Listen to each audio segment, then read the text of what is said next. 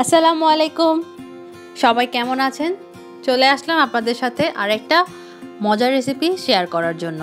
আপনাদের সাথে আজকে শেয়ার করব নোয়াখালীর বিখ্যাত পান্তুয়া পিঠার একটা রেসিপি বলার কারণ হচ্ছে এটা বিভিন্নভাবে বিভিন্ন পদ্ধতিতে তৈরি করা যায়। তো আজকে সেখান থেকে একটা পদ্ধতিতে আপনাদেরকে আমি শেয়ার করে দেখাবো। আর এটা ঝামেলাও কম, উপকরণও কম, কিন্তু স্বাদের বেলা কিন্তু অতুলনীয়। আমি যেভাবে তৈরি করেছি সেটাই এখন আপনাদের সাথে শেয়ার করছি। যারা ফার্স্ট টাইম দেখেছেন তারা প্লিজ চ্যানেলটাকে সাবস্ক্রাইব করে ভিডিওটিতে একটা লাইক দিয়ে দিবেন। আর যারা আগে থেকে আছেন তাদেরকে জানাচ্ছি অসংখ্য ধন্যবাদ। তো আমি এখন রেসিপিতে চলে যাচ্ছি। এর জন্য আমি একটা বাটি নিয়ে নিলাম। এর মধ্যে এখন অ্যাড করব হচ্ছে 1.5 কাপ পরিমাণ ময়দা, আর সাথে দিয়ে দেব হচ্ছে 1 চিমটি পরিমাণ লবণ। মিষ্টি জাতীয় খাওয়ায় একটু লবণ দিলে স্বাদটা ভালো পাওয়া যায়। সাথে দিয়ে দিলাম 3 টেবিল চামচ পরিমাণ চিনি। চিনিটা বেশি পছন্দ করলে বেশি অ্যাড করে দিতে পারেন। আর 2 টেবিল চামচ পরিমাণ এখানে আমি গুঁড়ো দুধ দিয়ে দিয়েছি। তারপর সবগুলোকে একটু মিক্স করে নিচ্ছি। শুকনো উপকরণগুলো মিক্স করার পরে একটা ডিম এর মধ্যে এখন দিয়ে দিব। তারপরে একটা হুইস্কের সাহায্যে একটু মিক্স করে নেওয়ার পরে অল্প অল্প পানি অ্যাড করে একটা ব্যাটার তৈরি করব, যে ব্যাটারের মধ্যে কোনো কিছু ডিপ করা যায়। বেসন যেভাবে আমরা যে অনুযায়ী করি সেই রকম করে এটাকে আমার রেডি করতে হবে। তো এই যে থিকনেসটা এরকম হবে, একটু ঘন করে এটাকে আমি তৈরি করেছি। তো এখন এটাকে একটা পাশে রেখে দিব। তারপরে চলে যাব পরবর্তী স্টেপ করার জন্য। এর জন্য আমি একটা প্যান চুলায় বসিয়ে দিয়েছি। তার মধ্যে দিব হচ্ছে অল্প একটু পরিমাণ তেল। তারপরে একটা ডিম ভেঙে একটা বাটির মধ্যে নিয়ে নিয়েছিলাম, সেটা দিয়ে দিলাম। এখন এর সাথে অ্যাড করব হচ্ছে অল্প একটু পরিমাণ চিনি আর অল্প একটু পরিমাণ লবণ। এর উপরেই আমি দিয়ে দিব। আর ডিমটাকে আমি ভাঙবো না, আর অপেক্ষা করব একটা পাশ ভালো করে হয়ে আসা পর্যন্ত। হয়ে আসলে তারপর এটাকে আমি উল্টে নিব। ওই পিঠটাকেও ঠিক এরকম 1-2 মিনিটের মতো ভেজে নিব। তারপর এটাকে একটা ফ্রিজে উঠিয়ে নিয়ে নিব। তারপরে লাস্ট প্রসেসের জন্য আমি একটা প্যানের মধ্যে বেশি করে হচ্ছে দিয়ে দিয়েছি তেল। তেলটা যখন গরম হয়ে যাবে সেই ভাজা ডিমটাকে ওই ব্যাটারটার মধ্যে চুবিয়ে তেলের মধ্যে ছেড়ে দিব। তারপরে এপিট ওপিট মোট 3-4 মিনিটের মতো ঠিক এরকম করে ভেজে নিব। তারপরে 2 পাশ যখন ভাজা হয়ে যাবে এটাকে আবার উঠিয়ে আমি হচ্ছে ব্যাটারের মধ্যে দিয়ে দিব। তারপরে আবার কোট করে আবার তেলের মধ্যে দিয়ে দিব। আশা করি আপনারা দেখে বুঝতে পারছেন।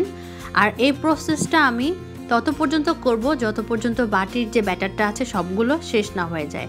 আমার 4 বারের মতো লেগেছিল। 4 বার পর্যন্ত করার পরে ব্যাটারের সবগুলো হচ্ছে ময়দার যে মিশ্রণটা ছিল সেটা শেষ হয়ে গিয়েছিল। আমি এভাবে করেই সবগুলোকে এরকম ডিপ করছিলাম আর ফ্রাই করছিলাম।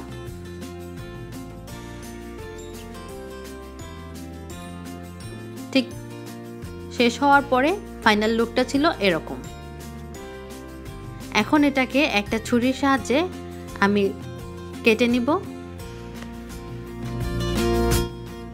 তো এখন এগুলোকে কেটে নেওয়ার পরে এখন এটাকে গরম গরম সার্ভ করে ফেলবো।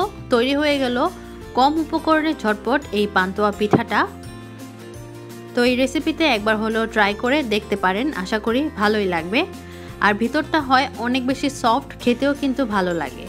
তো যেহেতু গরম ছিল আমি একটু সাবধানেই কাটছিলাম। তো এই ছিল আমার আজকের রেসিপিটা।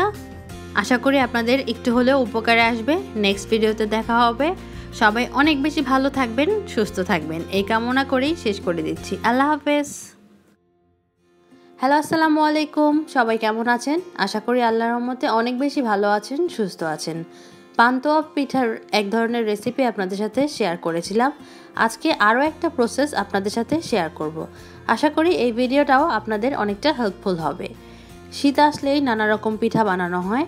তো এই পিঠাটাও এবার শীতে আপনারা ট্রাই করতে পারেন। খুবই সহজ, ঘরে থাকা উপকরণে ঝটপট বানিয়ে নেওয়া যায়। আর দেখতে তো কতটা সুন্দর, আশা করি আপনারা দেখেই বুঝতে পারছেন। তো চলুন এখন চলে যাচ্ছি মূল প্রস্তুত প্রণালীতে।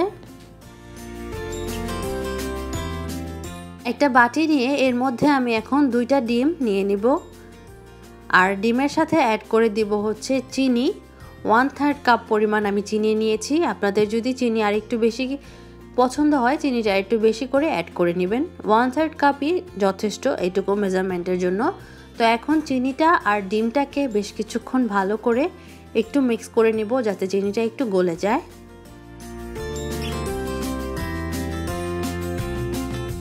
এক চিমটি পরিমাণ লবণ দিয়ে দিলাম। আর সাথে এখন অ্যাড করব হচ্ছে ময়দা। আমি 1 কাপ পরিমাণ ময়দা দিয়ে দিচ্ছি এখানে। এখন ময়দা, চিনি, ডিম আর লবণটা একটু মিক্স করে নেব কিছুক্ষণ। তারপরে এখানে পাশে রেখেছি হচ্ছে 1 কাপ পরিমাণ দুধ। এই দুধটাকে অল্প অল্প পরিমাণ অ্যাড করতে করতে পাটিসাপটা পিঠা বানানোর সময় বাইরের যে ব্যাটারটা আমরা রেডি করি ঠিক যে পরিমাণ ঘনত্বের এরকমভাবে এটাকে তৈরি করতে হবে। দুধ 1 কাপ পরিমাণ সম্পূর্ণ লাগেনি, একটু বেঁচে গিয়েছিল, ওইটুকু আর আমি অ্যাড করিনি। তো ঠিক এরকম ঘনত্বের আমি একটা ব্যাটার তৈরি করে নিয়েছি। এখন আরেকটা বাটিতে এই ব্যাটারটার অর্ধেক নিয়ে নিব, অর্থাৎ 2 বাটিতে অর্ধেক অর্ধেক করে নিয়ে নিব। আর এই প্রসেসে যদি আপনারা আলাদা কোনো রং অ্যাড না করতে চান আপনারা এই একটা ব্যাটার দিয়ে সম্পূর্ণ রেসিপিটা কমপ্লিট করতে পারেন।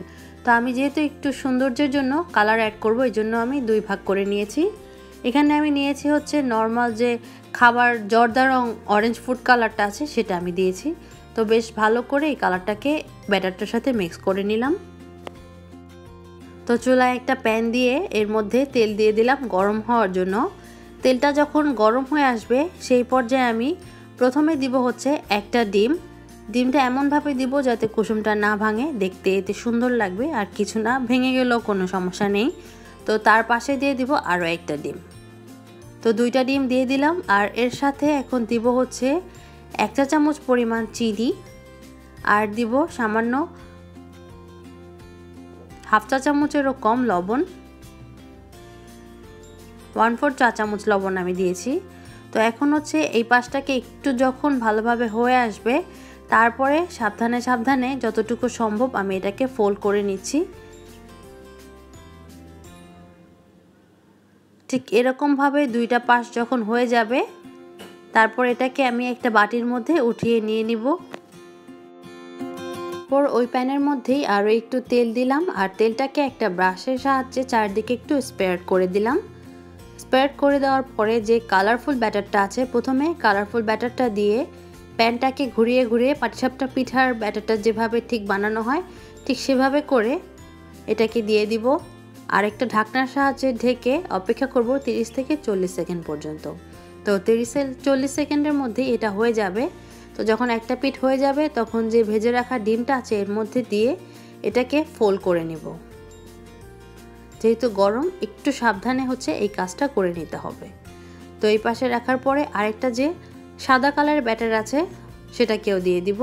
দিয়ে আবার ঠিক একই প্রসেসে ঘুরিয়ে ঢাকনা দিয়ে ঢেকে 30-40 সেকেন্ডের মতো হচ্ছে এটাকে রান্না করে নিব। এভাবে করেই যত পর্যন্ত আমার ব্যাটারটা শেষ না হবে আমি এই প্রসেসটা কন্টিনিউ করতে থাকবো। প্রথমে একবার কালারফুল দিলাম, তারপরে সাদাটা দিব, তারপরে আবার কালারফুল দেব, তারপরে সাদাটা দিব। আর যখন পাঁচটা হয়ে যাবে ঠিক এভাবে করে শুধু ফোল্ড করে নিব। এই প্রসেসটা আপনাদেরকে দেখে বুঝে নিতে হবে।